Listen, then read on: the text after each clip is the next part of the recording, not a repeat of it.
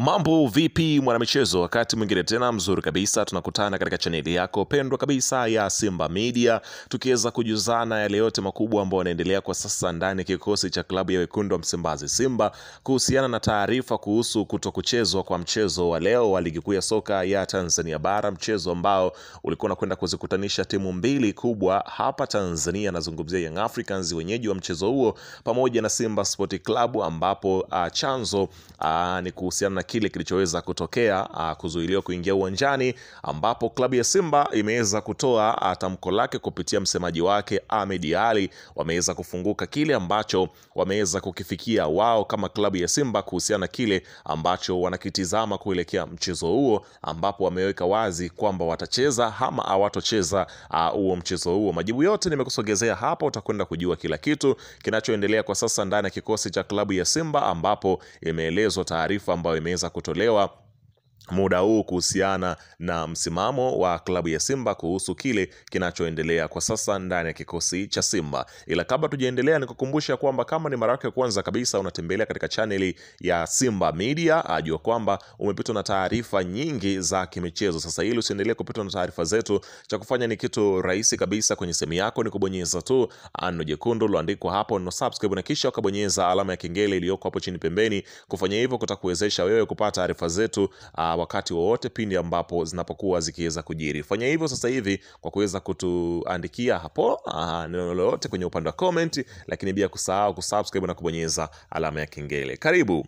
Bana, kikosi cha wekundu wa Msimbazi Simba ambacho jana kilienda kufanya mazoezi kwenye uwanja wa Benjamin Mkapa majira ya saa 1:15, ambapo walikutana na kazia ya kuweza kuzuiliwa kuingia katika dimba la Benjamin Mkapa, ambapo klabu ya Simba ilionyeshwa kusikitishwa na taarifa hiyo ya kuzuiliwa kwao kuingia uwanjani. Hivyo klabu ya Simba wao wakaweza kutoa taarifa yao mapema kabisa kwa usiku wa jana, wakisema ya kwamba Simba Sport Club, taarifa kwa umma, imesikitishwa na vitendo visivyo vya kiungwana dhidi ya timu yetu kuelekea mchezo wa ligi kuu dhidi ya Yanga, Simba ikiwa timu mgeni. Kwa mujibu wa kanuni ya 17 kifungu cha 45 ya kanuni za ligi kuu bara, timu mgeni ina haki ya kufanya mazoezi kwenye uwanja wa mechi angalau mara moja kabla ya siku ya mechi katika muda tarajiwa wa mchezo husika.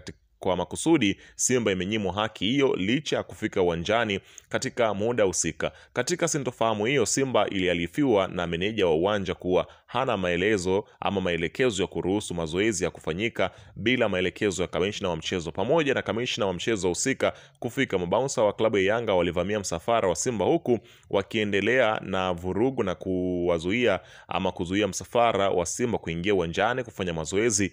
Jitihada za Simba kupata ufumbuzi wa changamoto hiyo hazikuzaa matunda kwa zaidi ya masaa mawili kabla ya Simba kuondoka eneo la nje ya uwanja kwa sababu za kiusalama ambazo zimerekodiwa kwa ajili ya ushahidi. Kufuatia ukiukwaji wa huo utaratibu za michezo, Simba haitoshiriki mchezo husika na haki zote zimehifadhiwa. Simba inahimiza kuchukuliwa kwa hatua stahiki dhidi ya wahusika wote wa sakata hili. Imetolewa na management ya klabu ya Simba wakiweza kuzungumzia hilo. Sasa nini kitatokea ambapo klabu hizo mbili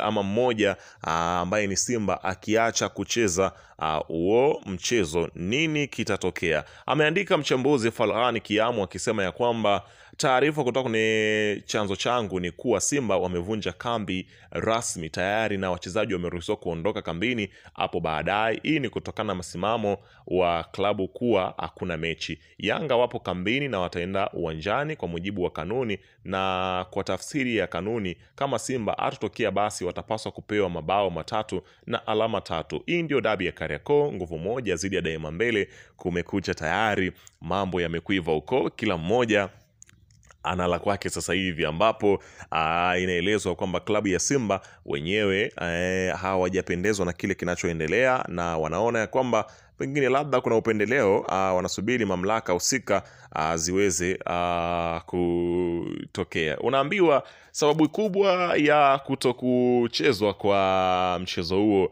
tatizo ni ulonzi ndio chanzo cha yote haya, ambapo wewe unaelezwa kwamba ni imani za kishirikina. Ukweli usiofichika ni kwamba Yanga na Simba zimekuwa kubwa na zenye nguvu kuliko mamlaka ya soka, unaona bana.